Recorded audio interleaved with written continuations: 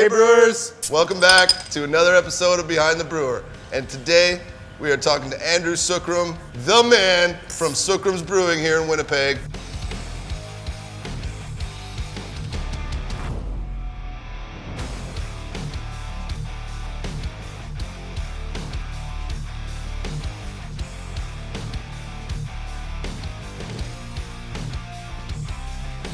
My favorite brewery, gotta say. Oh yeah, bullshit.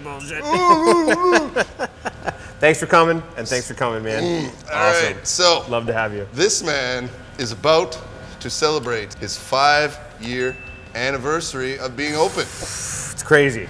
Is that not crazy? Like, it's crazy. It feels like, I mean, to me, it feels like last year. Like, time, like, holy shit. It feels like it's been like 2 years, but like 20 at the same time.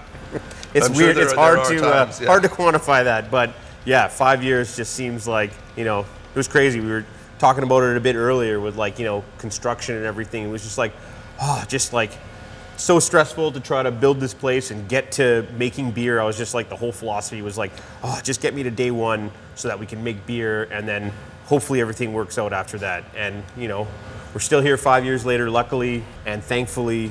And there's a lot of cool people that work here that I'm very lucky to work with that also make the place what it is. So my name might be above the door, but it's all the people that work here. You definitely do have a lot of cool people that work here. We have a lot of cool people that work here, yeah. Cole's up front right now, serving some drinks. Drex was just here. Yeah. Shout out to Dan the man. Dan the man. We have Kristen. Got Mark back, right? No, not yet.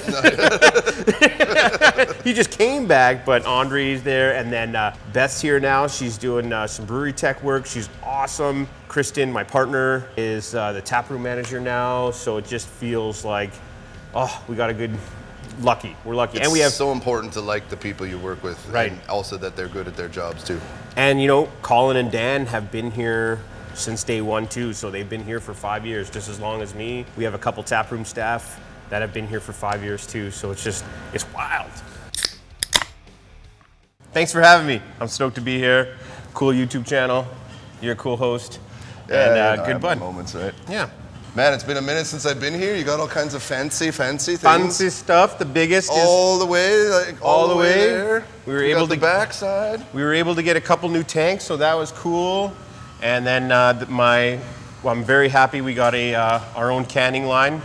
It is not set up right now, but we got that last year, and that was amazing. Now we can kind of control the process from start to finish, and that's always been a big dream. So I can't even believe that we have that piece of equipment in the brewery. It was far off, let alone the brewery, but having something like that was far off. One day we'll get it, and it's crazy that it's here, and we're. Well, so let's talk about that. You got your 5th anniversary coming up, so all this before the 5th anniversary. High five. Thanks, man. All right. Thank you. I still don't sleep at night, though. People sleep at night? No, I heard that people do that. No, not me, man. Not me. Okay, so when did you and I meet each other? Was that 2016? When did the shop open? The shop opened June of 2015. I was there pretty close after you guys opened up. I think almost at the beginning. Because, okay, so it must have been right there. Am I okay to say Grape and Grain? Sorry. Oh, yeah. Okay. Kudos to Grape and Grain, too. I went there because they were the kind of only game in town. You know, I don't think you liked me at first, but I think we're cool now. Cheers, Scotty. Cheers, Scotty. They were the only ones in town doing all grain, so where you can go and mill your grains there and all that kind of stuff. I mean, that's where I started brewing too, right? Like, I think everybody. And who was homebrewing, that's where you went. But I know that once you guys were starting up, it was a little bit closer to home. And I don't know about you in brew days, but there was always times where, especially when I was starting out, I'm like, I need this piece of equipment, or I'm missing this or this ingredient, and I'd have to rush off to go get it at Grain to Glass. And so that's where I met you, because you guys opened up. That's the one thing having the shop that I don't experience anymore. I'm just like, follow me, and we'll just go over here. I got this, I can do this. Yeah, that's true. Having said that, I've wasted like so much tubing and so many auto siphons because I'm like, this is dirty. Let's just go get another one. Yeah, a lot of waste. But that was when I met you guys, and you guys were gems. Amount of knowledge and stuff that we would share, and what I learned from you was large. You guys were doing the game and doing it right together. I mean, I think so too. But I feel like we fell right off the deep end. Like I barely knew shit when we opened the shop. I didn't know anything about running a shop. Yeah. I ran a Bobcat mostly before that. Okay, so what did you do before this? Before this, I had kind of like two careers basically. Like I worked at this inbound call center, and I was like a large account manager for one of them. So like that's where I kind of got my financial experience, I guess you could say, and then like team management and stuff like that, like working with a team, and I really grew there. And to mention how to deal with irate people. and it was like all customer service, and I think that's one of the most important things across any line of business is customer service. You know, especially on the retail side. You know, it's huge. See, that's one of my weak points. That's why Paul takes the complaints. I'm just like, you know. Yeah. Get a little fired up sometimes. A little fired up. I can see that.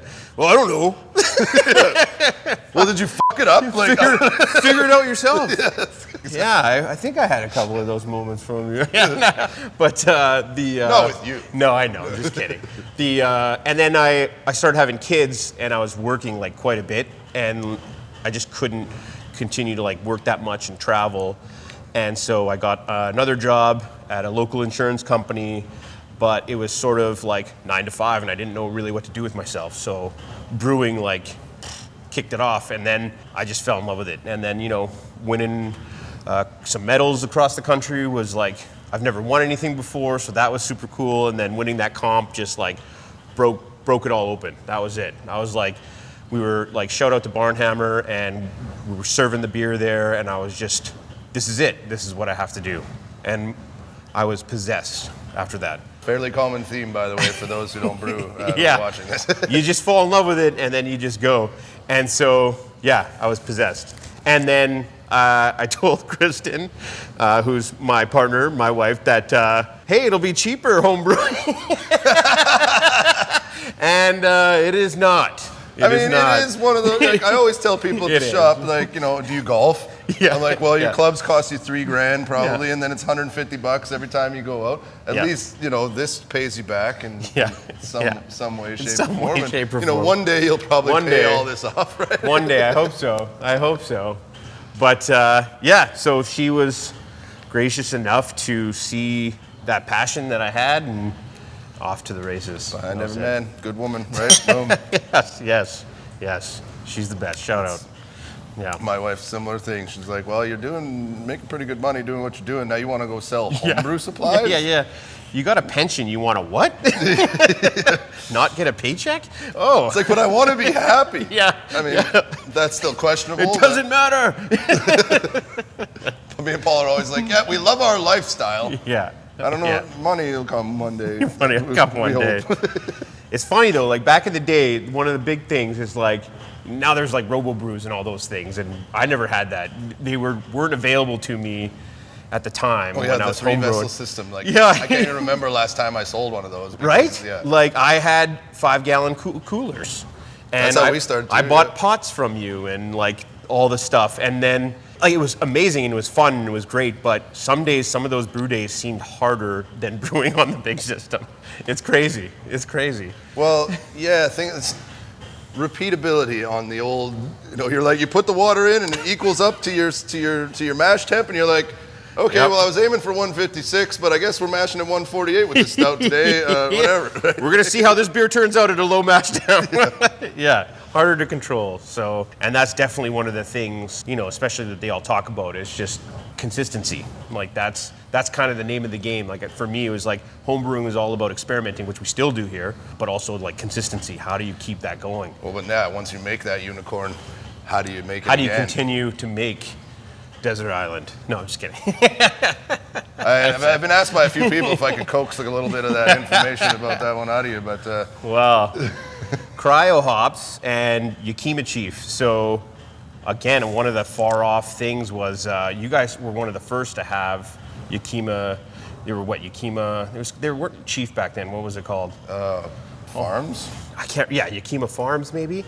But you guys brought in the the single packs. Well, that was one of the main reasons why we started. We're like, nobody has, like, we're having to order this stuff in, and like, that was like the hole that we kind of were like, okay, there is a hole here. And like, and when you guys brought that in, it was like, excuse me, I'm a hop head, so like you guys brought those hops in, and I was like, oh, like let's see what these are all about. And then again, one of those things was like, I wish we could use Yakima in the future, and we actually have a contract with them, which we're really not supposed to because we're too small. Like, we're not a huge brewery. But the guy was here and he loved the beer, and I nerded out on hops with him, and he's like, okay, yeah, you could buy from us. And so now we're able to pick out like our own lots, and we're able to have the same lot, so it's consistency, which is something I never thought about before. Yeah, really. But like, especially the first couple years, we didn't have that. So the consistency sometimes was like, well, you want Desert Island or whatever to taste like this, but sometimes you don't always get the hops that are going to make that possible, even though you have the same hop brand. Same hop brand, but it might not be from the same farm, might not be, you know, we talked about this the other day. So same year or same alpha acids. You're constantly having to adjust, and I mean, alpha shrinkflation. Bitterness is easy to calculate, but flavor on those whirlpools not as easy to calculate. Not as easy. Yeah, I'm telling you. Yeah, learned a lot at Grain to Glass. It was fun days, man. It felt like the punk rock days. Like, just, it was awesome. It was awesome. That is like, brewing is definitely the punk rock of hobbies. Brewing is punk rock. Yeah, I love it. Fucking right it is. And we also love punk rock. Just a bit. Just a bit. Just a little bit. Yeah. A little tour? Yeah, let's get a little tour skis. We still got lots more to talk about. Okay. So this was just closed. Oh no, I've been in here. Yeah, you've been in here. Yeah. So yeah, we were lucky to get this space, and this is the grain room. So the grain cracker right there. Not as like wide as I would originally wanted. You know, they say, what could you do over it? It'd be nice to have some more square footage so that our actual pallets of grain could fit in here. You know, like we set out the grain sometimes for the next day and all this kind of stuff, keeping it off the floor, of course. So this is air in and this is air out? Yeah, that's like an HRV to fresh air and all that kind of stuff. Yeah, which is right here. Like, again, all this stuff. stuff. One of those things like you see where like torque, the whole f***ing wall is the vent. Well, like it's enormous. Back in the day when they were first opening too, it was like, I remember Barnhammer had to like basically build an explosion-proof room because I don't know if it was something in the code where they said we're putting our grain mill in here, and one of the things was that's a 4-letter word you don't want to use. You don't want to use because that means you're going to have so much dust, and you can only have so many parts per million before it becomes an explosion danger. So you got to say grain cracker, and so that's changed things where you don't have to have like an explosion-proof room and all this kind of stuff. So yeah, it's crazy to think about. I mean, I've worked at like the flour mill out in Eli, like not for them. I was building stuff in that building, and it's kind of scary. It's kind of a scary place. Something drops and like a spark. Well, the way they have these big sifters, they're like higher, like they'd be past the roof here, and they're on 4 frickin'. And they're shaking like this, and you're walking between them, and like it looks like you're like any second now, one of these is gonna let go, and I'm gonna get crushed. Yeah. And like that's all they do is just all day, and it's like tons and tons and tons, and they have like I don't know a dozen of them. It's just a terrifying environment. Oh yeah, not for me. And I'm like I'm gonna go back to where we're building stuff. But yeah, it's the grain room, so pretty self-explanatory, pretty easy. We got a forklift a couple years ago, just getting stuff off of trucks, obviously grain and Sure beats pallets of cans. Sure beats pushing them in. Like I saw your post there, the first. Oh man, the first day I remember Torque came by to visit too, and it was lucky because we needed all those people to bring like our first pallet of malt in. Like I still remember that moment. I'm like, it's winter. They dropped it off with the lift gate and just left it there, and we're like, okay. Well, we could have hand bombed, but Torque like helped us out and moved it into the building for us, so that was cool. I'm glad we're over that at Grain to Glass too. No more hand bombing. Well, and now we can take it off the truck and not have to hand bomb or the liftgate charge, which is crazy. So which is ridiculous. Yeah. Yeah. So yeah, mash tun. So Crevellier, or whatever. Creveller. Crevelier. What made you pick that over, say, Spec Mac or any of the, like, you know, see people, you hear like nightmares about China stuff, but it's cheap, and some people have taken chances on that. Yeah, great question.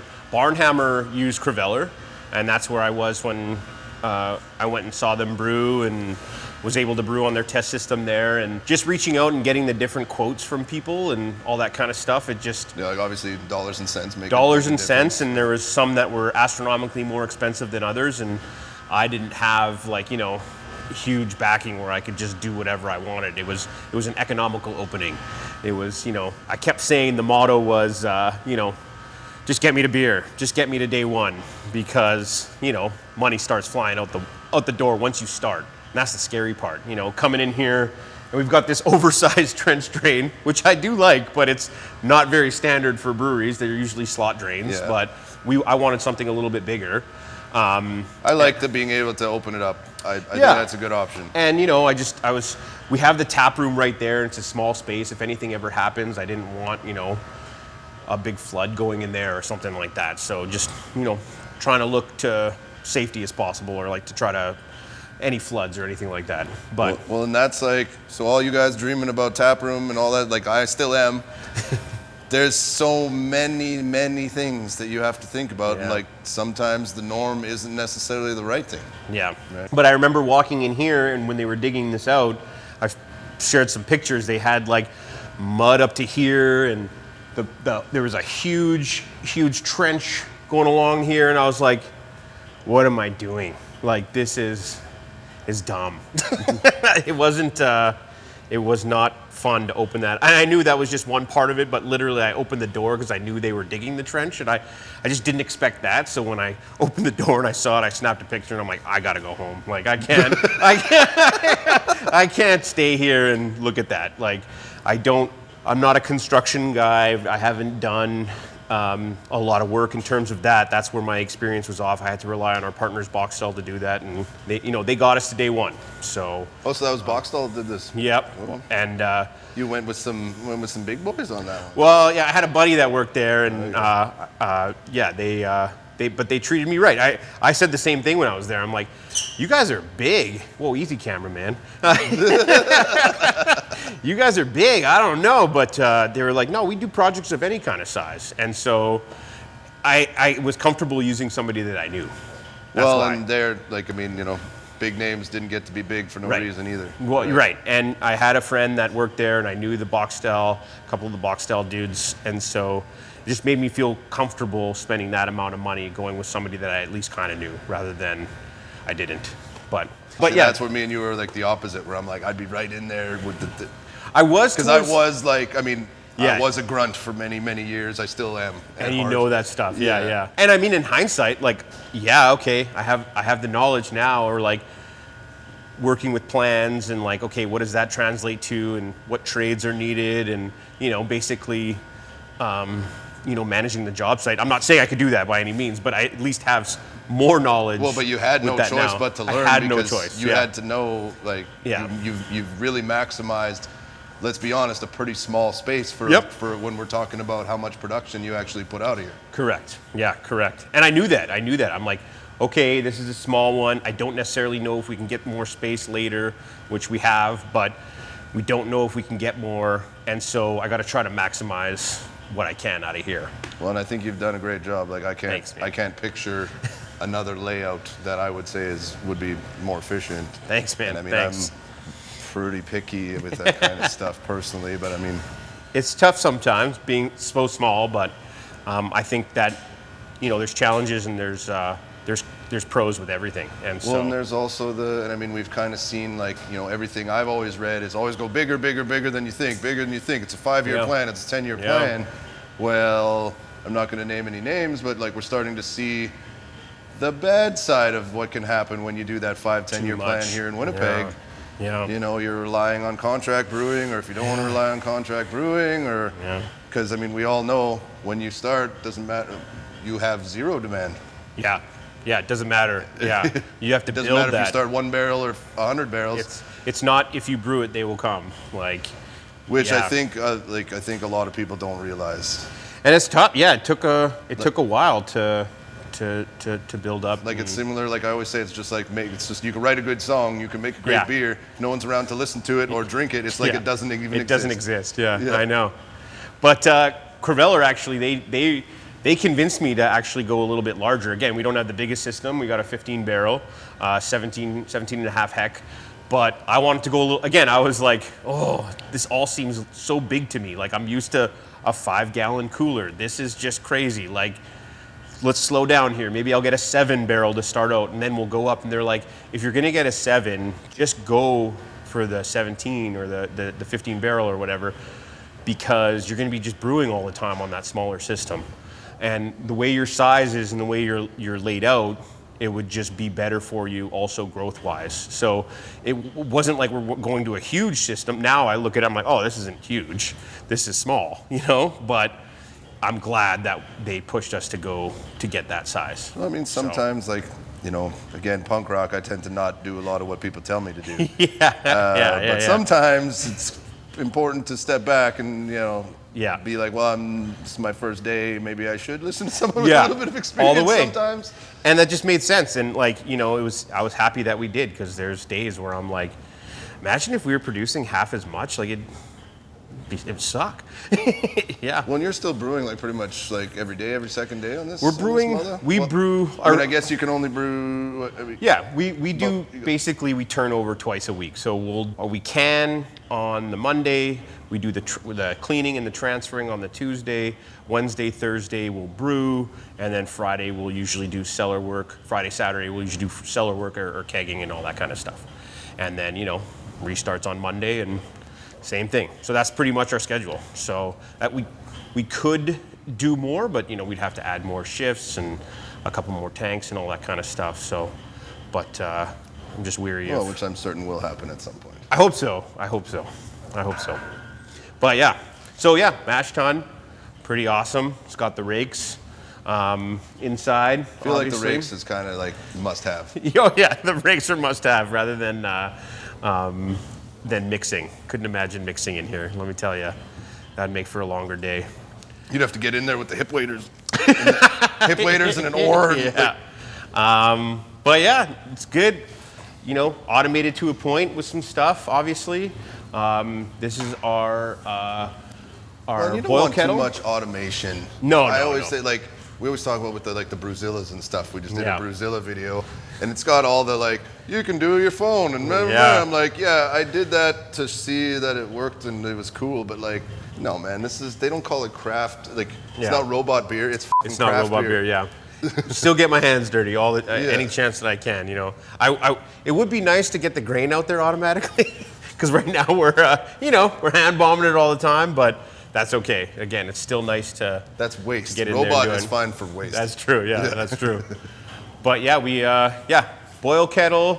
We do have the stack here. We don't have it venting outside just because we were in a neighborhood. So I'm like, you know, I don't know if people will complain. I have no idea. This has been the first brewery in the neighborhood for very, very, very long time. So. And you know, we've got Osborne, we've got the Pemina right over there. Probably a little bit cheaper. Yes, it was, but. Yeah. But not massively. Not massively. Yeah. And we knew that we were going to do kettle sours, which, you know, you've got to sour overnight. So we wanted something that we could close off, because I didn't want to be climbing on the roof in -40 to close off a stack up there or something. No. So that's also something I hadn't even thought of, actually. That was a big part of the decision, too, because we knew, you know, we wanted to launch with a core sour, which, you know, I think we were the first brewery to launch with the core sour. And that's really done super well for you. Let's talk about Cosmos. Cosmos. I think it's the beer we might be known the most for, especially we go to accounts. They're like, Sookram. Oh, Cosmos. And it's like, oh, crap, okay. Because I think that first year, there wasn't a lot of sours. And we were the first one to offer a core one, and then we just could not. Well, and yours, I think, is a bit more approachable than some. Like, I mean, I've finally come around to. Yeah, you're not a sour guy at all. Some sours, but like, it took me forever to even come around at all. And like, Cosmos was definitely the first one I would even like finish. Thanks. And that I'm not making this up. But it exploded after that. Like, we couldn't keep up the first year. Lots of people wanted it on tap, but again, with our size, we needed to keep it here. When we started canning, we had to like make sure we had enough cans so that people could get it. but a lot of bars and restaurants were that was the one they wanted. I feel a little bad that I wish we could have had more capacity for that one so that we could have made a bigger push. That was the demand there, but then everybody started making sours, and it was all good. It was all good. But I mean, like, in your wildest dreams, did you think that a sour was going to be the one that put you on the map? It was a gamble. It was a gamble, like so much that can go wrong in the process too, and knock on wood, we haven't dumped any, so that's great too. But it was a gamble. It was a gamble. So there's one thing I got to ask about your heat exchanger here. Yeah, love the heat exchanger. Are you using your glycol for your heat exchanger? So we do have it piped for glycol, and for the most part, we can get it down to the temperature, especially in winter. Your knockout, yeah. They're knocking out here in winter is we're pretty blessed. It's like the water is so cold that we can get this down. It goes in boiling, down here from the kettle, and then it comes out here at 10 degrees Celsius in 10 seconds, it's super fast. Shit. And that's with just city water going through it right here. Yeah, so then you just it's one thing we don't do in homebrew a lot is knock out, wait for, and let the tank jackets do the last, 20, 30 degrees? No, less, even in summer we can get it down to 25, 30. It's really when we need to push it to the lager temps, when we're doing Coke Classic or another lager, that's when we kind of have to turn on the glycol in summer, just to get it down to that 10 degrees Celsius.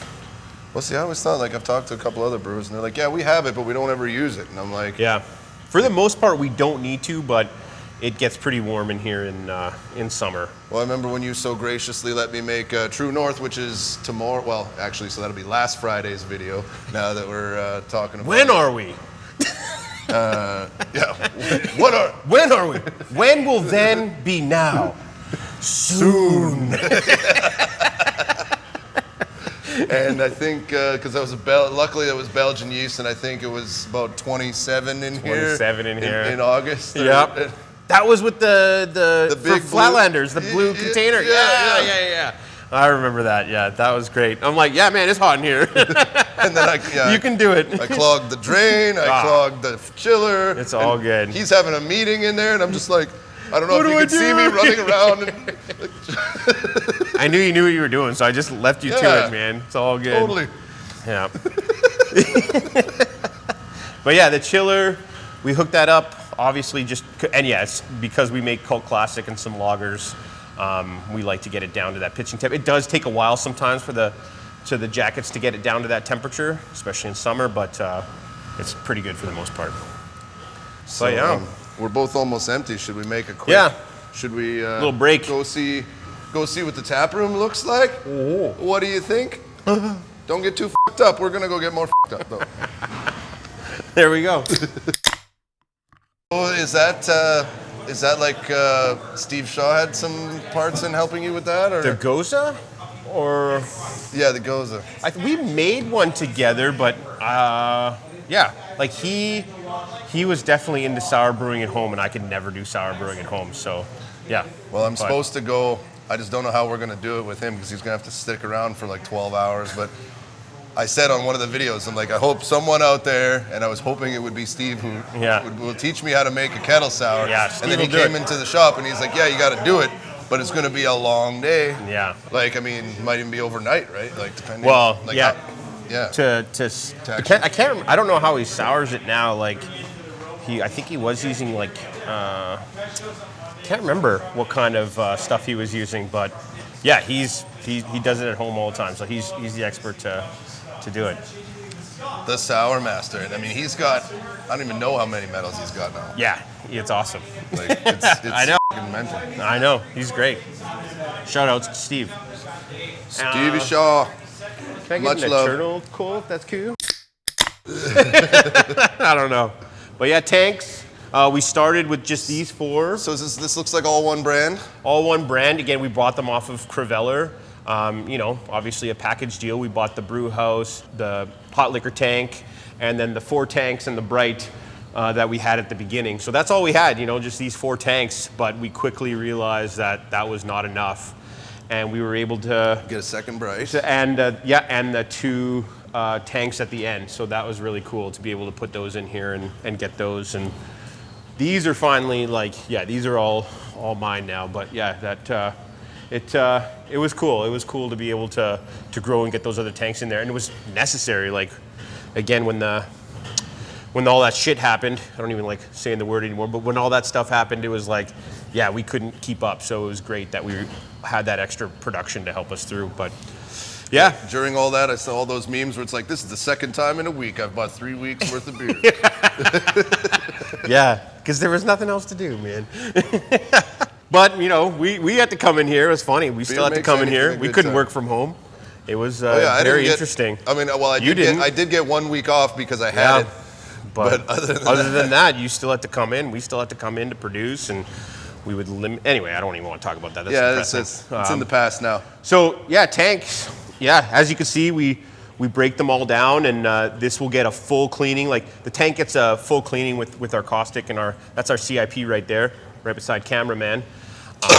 CIP is essential. I think it was awesome without purchase. it, how do you, you're literally going to fill it up and let it soak like we do? Scrub? Yeah, I've seen people do that. So the clean in place, or they just use the cart pump. A little bit of claustrophobic in one of them shits. Or they just use the cart pump, but then you're not keeping up the temperature that you need to keep the whatever you're using as a cleaning. Because caustic works best at what? We have it at 70 degrees. So that's what you need. But breaking it down before everything. So we take everything off, clean it all, sanitize, run a sanitize cycle, anything before the beer hits it, you got to do it.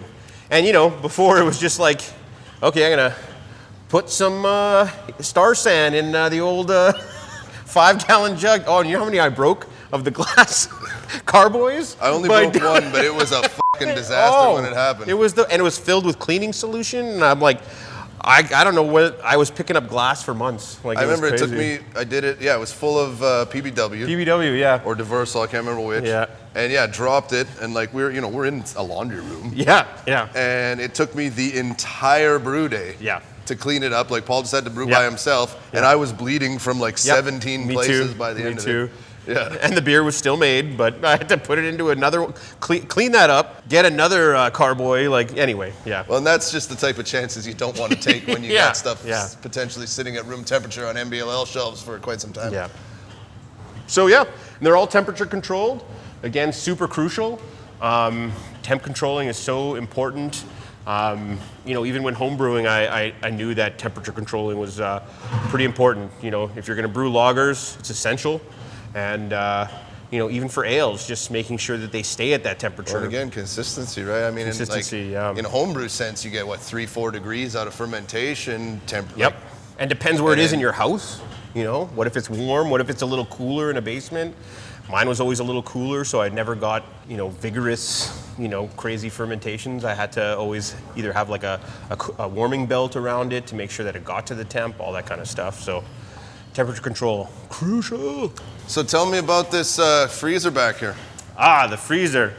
This was the kegerator. The OG kegerator with the 2x4 collar. With the 2x4 collar. It had the taps there. This is my homebrewers right here. Yeah. The roots are deep, and now there are our sweet hop freezer from Yakima Chief. Can you hold that for me, sir? Yes, sir. So we got some great Citra Cryo. Citra Cryo, our Lord and Savior. Our Lord and Savior, Simcoe Cryo, all that kind of stuff. Regular T90s, Magnum, which have gone down in alpha acids, unfortunately. The alphas was the whole point they exist. Yeah, the alphas have all gone down, so now you got to use more to get that same bittering. The saws I have at the shop is 1.6. That's almost nothing. What is that? Yeah, that's a flavor and aroma hop. That's what that is now. Yeah. But so had the 4 collars there. Now we put all our beer stickers on it, but yeah, it's our hop freezer. It's definitely the coolest it's ever looked, minus the taps. Yeah, minus the taps, yeah. And so, we just put all the stickers on it. Now we're running out of room. all that kind of stuff of all the stickers. So did you have to upgrade your glycol when you added like your glycol system, or you thought about that? We thought about that. We knew we had this room for expansion, and so I made sure that we had a glycol system that could go to that level. I think we have room to put in 1 to 2 more tanks. But yeah, super cool. There you go, tanks. So let's talk about this anniversary. You got like a big party planned? We kind of a little bit of a party, kind of like a week-long celebration, if you don't mind me rambling for a little bit. Oh no, let's go and let's talk about the date, because this, it's forever, it's gonna be on the internet. March 16th, Saturday, March 16th is the big party here. We actually open up this space, and for those of you who have been to parties here, we put some picnic table back here and some seating so that you can drink amongst the tanks where it's being made. We're gonna have a DJ back there. It's gonna be a good party. We are releasing on the actual day 12 new beers. 12 new beers. The 12 beers of Sookrams. Sookrams. Everything's a mouse here. We got Beastmas, Sookrams now. Yeah, I love it. The whole week we really got stuff planned. Monday we have a bowling tournament where you can enter a team of 5. I think all the teams are taken up now, but we're going to Park Alleys, and we're doing a sneak peek of one of our new IPAs that we're releasing on our anniversary. Each team is playing for a gift card towards a keg of their choice. Part of the proceeds from the entrance fee, which is just $15 per person, part of the fee is going towards Saint Amant for autism, which is a huge part of our brewery. Beer for a cause is like the best beer. Yeah. So that's Monday, Park Alleys, gonna be super fun. And even those who, it probably won't be up by then, even anybody can go, not just the people that are bowling. Tuesday, we have a beer dinner at Tabula Rasa. So again, keeping it local in our kind of Osborne community. So Tabula Rasa, we're doing a great beer dinner with beer pairings with a lot of our new beers and amazing dishes that they make there, which is just one of the best restaurants in the city. Oh, we just had an event like that over at the Beer Boutique, and that was amazing, right? Beer and Bites, Beer Boutique. Steve-O! Clipwing show tomorrow. You should come. I did. I bought a ticket. Okay, cool. I'm getting ready. I'm getting ready for to be recording the studio. Oh, nice. So I may or may not come tomorrow, but I'd like to. And then Wednesday, super exciting. We're releasing our own hot sauce.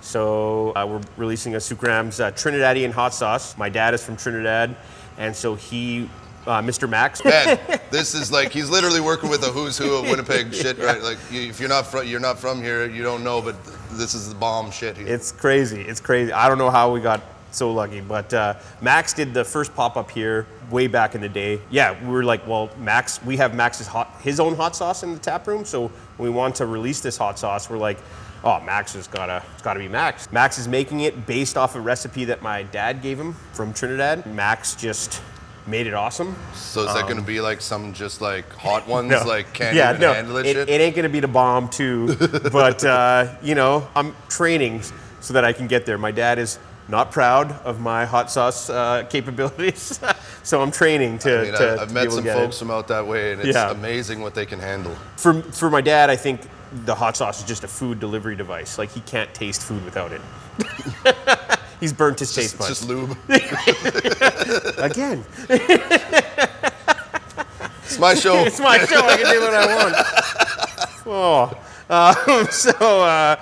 So that's the Wednesday hot sauce, and we're releasing our first curry beer. We did one in a cask, but we're releasing a curry stout so let's talk in a about can. that. So for the longest time, I wanted to make a curry beer, and Dave Cole, one of the guy who puts on the Prairie Beer Awards here, he was talking about a curry beer that he tried that was phenomenal. So yeah, we're just dipping our toes, and we made a cask, and it was great. That had a little bit more going on, like because it was in the cask, we added some coconut and some lime and stuff like that with the curry, so it was more of like a Thai curry beer, but we kind of just went straight curry with curry powder from Trinidad, based on a curry powder recipe from Trinidad. And we're putting it in a stout, and I'm surprised by the results.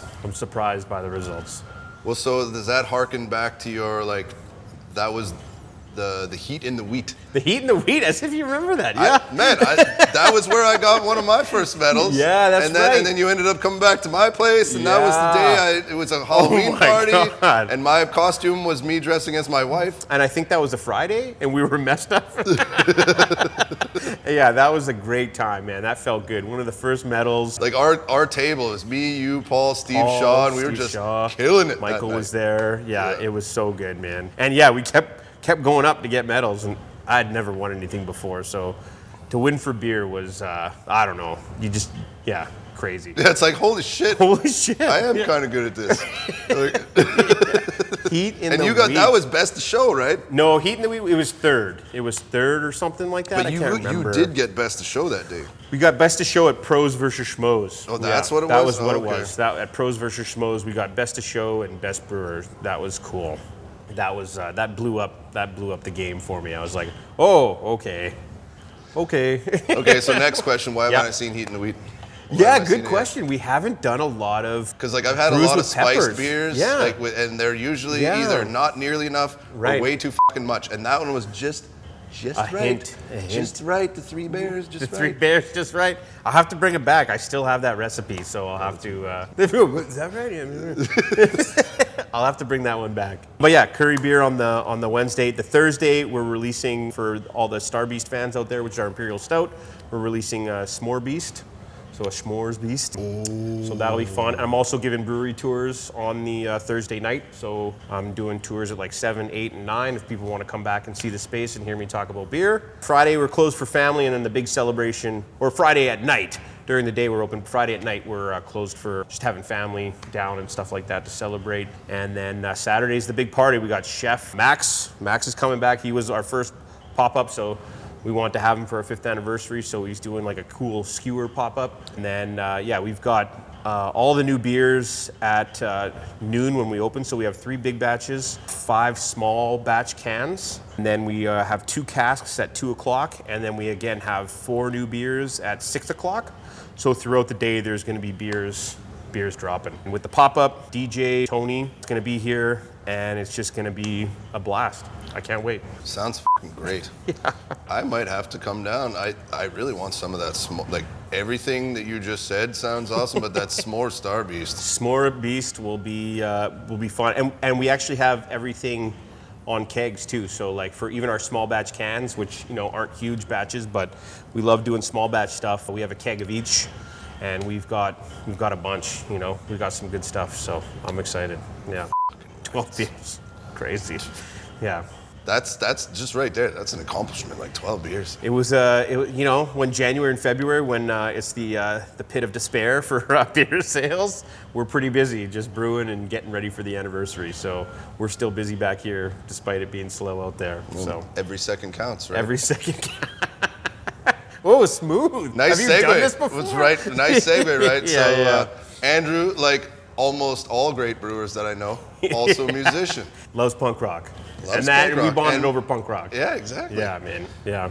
Punk Beer rock and punk rock. hardcore. Yeah, punk rock and hardcore. So he's going to be opening for Comeback Kid here in a couple of weeks. Yeah, crazy. Crazy. I don't know. I'm album. scared. He's got some real kick-ass guys, like Marty, actually some guys that I've worked with, Marty and Kyle. Marty and Kyle from North Graffiti. Well, of course, Marty homebrews too, but he did. He's just got so many pro brewer friends now that he doesn't need to. And he's doing a pitch tonight for. He's also a filmmaker. And he's doing a pitch tonight for some grant money based on a short film that he wants to make. So yeah, I just he's saw making an article about that actually. Yeah, I think, or something like that. He's killing it. He's making documentaries. Like he just went to Japan, and like he's like actually doing it. I'm like so fucking proud of him. It's so cool. It's so cool. So yeah, he was actually in one of my first bands. So I was in a band a long time ago, in a hardcore band, and Marty was the bass player, and we used to jam in his basement. So here we are, 15 years later, and just can't quit punk and hardcore. I just love it still. So I've been making, myself and this guy Dan have been making music still, just sending songs back and forth, making shitty demos, not really taking it seriously because we're both busy. But yeah, we wrote all these tunes. Marty's back in the band, so I'm with Marty again, and Kyle agreed to be in it, and Dylan James, who is the drummer, who's like so amazing. He's in Clipwing as the drummer and in Storyteller as the lead vocalist. So just these pros musicians, with me and Dan, and yeah, we made these 3 tunes, we recorded them, and then yeah, we're opening for Comeback Kid on April 3rd at the Park Theater. It's sold out. I want to vomit. Careful what you wish for. Careful what you wish for. A little bit jealous right here. Just a teeny bit. No. Teeny bit big. No. Corey big Comeback Kid fans, me and all my band.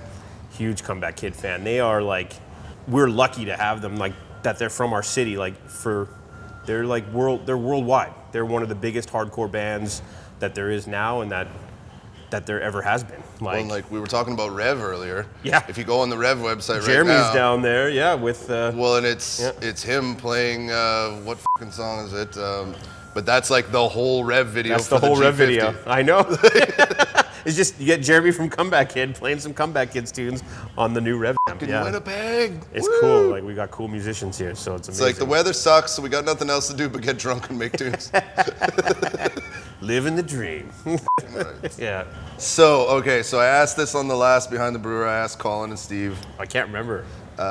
So like, what is if you could brew a beer where money was no object? Ooh. Any ingredients, like I think I said to Colin, like if you could brew with moon rocks or volcanic ash or some, the bones of King Richard or some shit.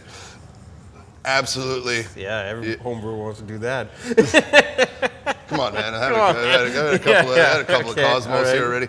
But what would, like, if money was no object, maybe even reality is not even a thing, what would you brew? Oh Lord, what did Steve and Coop say?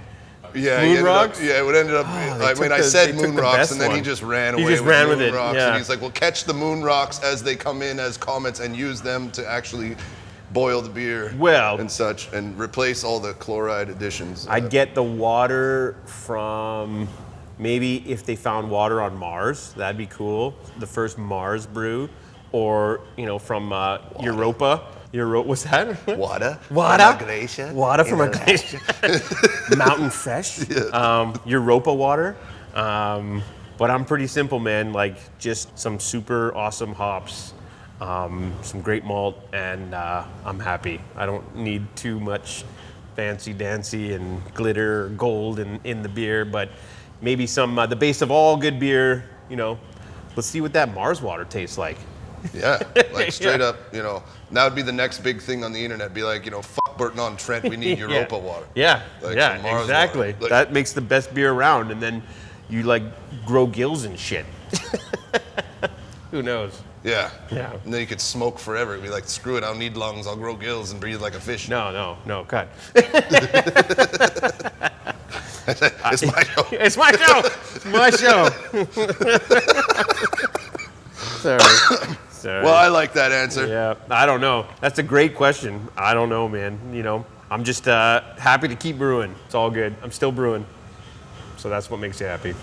Yeah. What's the plan? More expansions or? Well, I think the plan now, as it stands, is Europa beer. Just keep on giving her. No, sorry. Canada. No, I think that we want to. I don't want to give you the crappy answer. I would love to get new tanks. We would love to be able to get our beer out there a little bit more and just continue to do fun stuff. Like we partnered with Soca Reggae Fest this year, so we're the official beer sponsor for Soca Reggae Fest, which is my roots are from the islands, so it's really cool to be involved with that community. Can't wait for that. We're making a couple special beers for them. And when is that? That is the Canada Day long weekend, end of June, and they're having it down at the Cube in Old Market Square. They have tons of reggae and soca artists coming from all over to perform in Winnipeg, and we're the official beer sponsor, so that's amazing. So reggae's got to be the most just good time music that exists. Like, I don't think I've ever seen someone listen to reggae who's mad. We're all over the place. We're sponsoring, we're providing some beer to Metal Fest in May as well too. So this is the two lines that I live in. I got the both ends of the spectrum, and we love it there. But in terms of 5 years, is continuing to do cool stuff like that surprises me, that I never thought I would ever get to be a part of. I just want to continue making beer, continue making new beer, and the plan is just to kind of get our name out there more. We're small, we're kind of, we're a small brewery. We're kind of punk rock that way, and I like kind of weaving in between those lines. We're not a huge brewery that, you know, we've got endless funds to do all these things, but the things that we do get to do is amazing, the community support. So new tanks, more cooling space, push out to some more places, some more keg accounts, and then continuing to like make beer. I mean, it's hard to think past more than that, you know, just keep brewing. Just keep brewing, that's all I want to do. Well, and you should be proud that you've earned those things that you just talked about rather than just paying for them. Well, thanks. Thank you. It's been cool, but you know, learned with you at the shop, you know, with brewing and stuff like that. So, you know, those were good times, part of the journey. And thanks for coming today, man. I was glad to show you around. I wouldn't miss it. Yeah. This has been an absolute fantastic time. I'm definitely going to get down here for one of them anniversary dates. Yeah, can't wait. For sure. Saturday, March 16th. Come on out. It is going to be super fun. 12 new beers, food, DJ, good people. Can't wait. You don't want to miss these beers. Like, I'm not just saying that. I have yet to have a beer that was even mediocre from here. Thanks. And a lot of them, except the big batches, are like one keg and done. You can buy them in cans for the limited quantities we have, but 3 big batches of some good beers that we're excited to release. So yeah, limited amounts, but yeah, come on and grab them while they're available. Andrew's going to be sampling too, so you get to see him all tipsy. On a Saturday. On a Saturday. Like he should be. Yeah. Hope to see you there. Cheers. Cheers, brewers. Cheers, brewers. Don't get too fucked up now until you come here on Saturday. Responsibly. Cool. Awesome. Thanks, man. That was good.